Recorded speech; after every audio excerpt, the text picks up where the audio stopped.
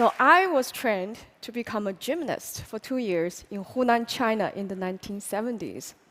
When I was in the first grade, the government wanted to transfer me to a school for athletes, all expenses paid. But my tiger mother said, no. My parents wanted me to become an engineer like them. After surviving the Cultural Revolution, they firmly believed there's only one sure way to happiness, a safe and well-paid job. It is not important if I like the job or not. But my dream was to become a Chinese opera singer. That is me playing my imaginary piano. An opera singer must start training young to learn acrobatics. So I tried everything I could to go to opera school. I even wrote to the school principal and the host of a radio show. But no adults liked the idea. No adults believed I was serious. Only my friends supported me, but they were kids, just as powerless as I was. So at age 15, I knew I was too old to be trained. My dream would never come true. I was afraid that for the rest of my life, some second-class happiness would be the best I could hope for. But that's so unfair. So I was determined to find another calling. Nobody around to teach me? Fine, I turned to books.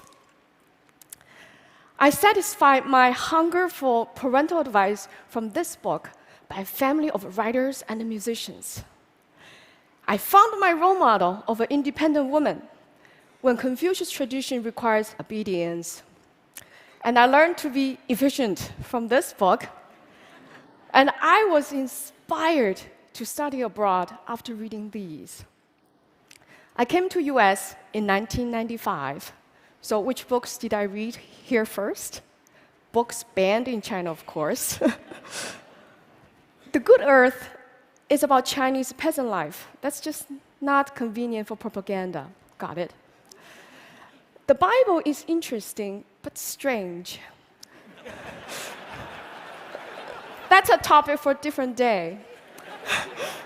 But the fifth commandment gave me epiphany. You shall honor your father and the mother. Honor, I said.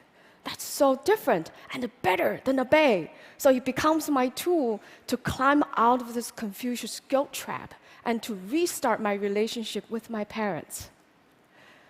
Encountering a new culture also started my habit of comparative reading. It offers many insights. For example, I found this map out of place at first because this is what Chinese students grew up with. It had never occurred to me China doesn't have to be at the center of the world. A map actually carries somebody's view. Comparative reading actually is nothing new. It's a standard practice in the academic world. There are even research fields such as comparative religion, comparative literature.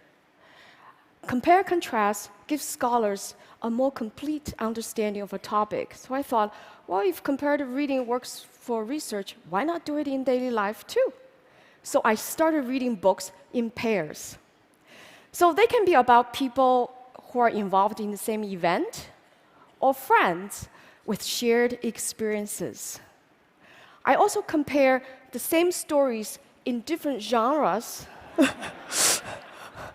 or similar stories from different cultures, as Joseph Campbell did in his wonderful book.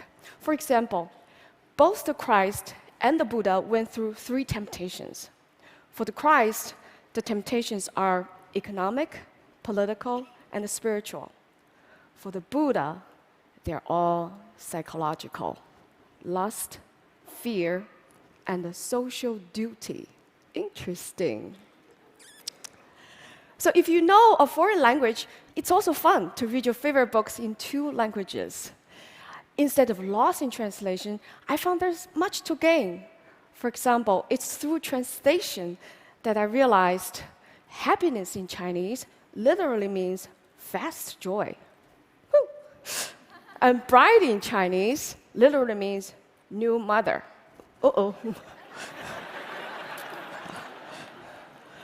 Books have given me a magic portal to connect with people of the past and the present. I know I shall never feel lonely or powerless again. Having a dream shattered really is nothing compared to what many others have suffered. I have come to believe that coming true is not the only purpose of a dream. Its most important purpose is to get us in touch with where dreams come from, where passion comes from, where happiness comes from. Even a shattered dream can do that for you. So because of books, I'm here today, happy, living again with a purpose and a clarity most of the time. So may books be always with you. Thank you. Thank you. Thank you.